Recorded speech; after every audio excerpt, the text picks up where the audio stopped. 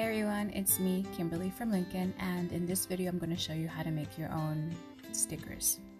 You are going to need wax paper, scotch tape, and anything that you would like to turn into a sticker. If you're doing a magazine cover, a magazine cutout, or a drawing that was created by you or a friend. I really want a Toon Link sticker, so I'm going to use this here. I also have my different coloring pencils. These stickers are really fun and easy to make, and it's a cool way to show what you're interested in and to make a statement. Anywhere a scotch tape can go on, these stickers can go on, so you can put them on your folders, your binders, your notebooks. I actually went quite a long time with a sticker on my phone. I had a clear case, so it was visible. Now, after this, I actually went and made a couple more stickers for my friends. Right now we can't see each other other than social media or Zoom. A letter in the mail is a nice gesture to show that we are thinking of them and that we miss them, and they make really cute gifts. A little surprise for them. You always want to make sure that you start off coloring with light colors first, and then you build up on the color. If you start off with a heavy hand with dark colors, you'll have to commit to it or start all over if it's too much. Either way, it's fine. I mean, it's paper. You can always make more of the same one and different color variants. It's up to you.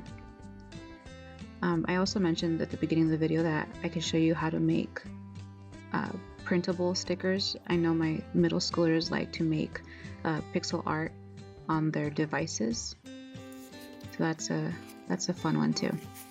Now, always remember that when your design has to be cut out. So my Toon Link has a lot of little angles.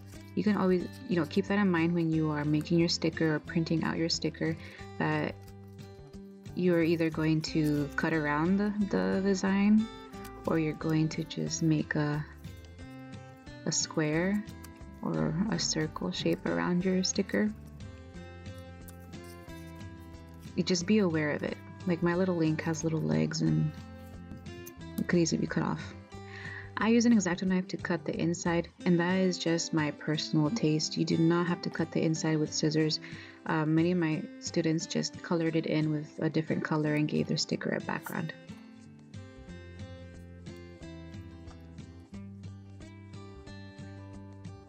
And now that that is out, it is time to make that into a sticker. Now we have to know how much space our paper is going to take. And the idea is to sandwich our paper with scotch tape.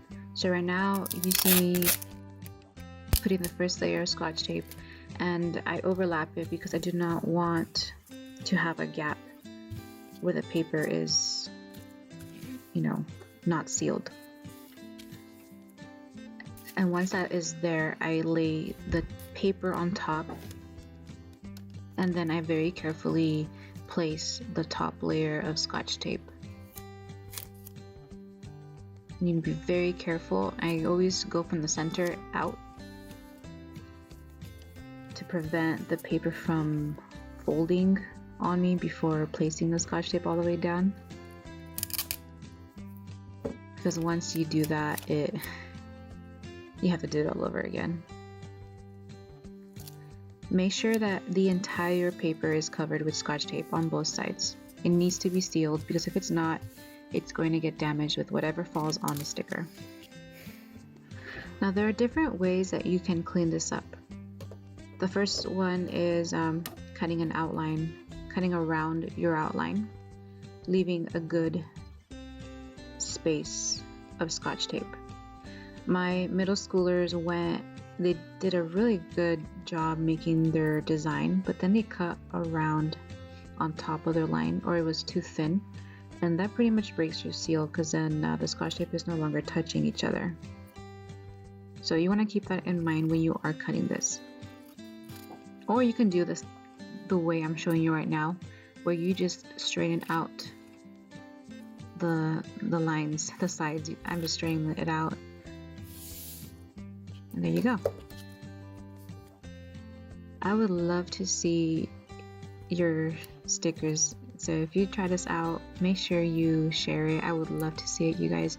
It was fun making these stickers with you, and I hope you guys liked it. Okay, bye.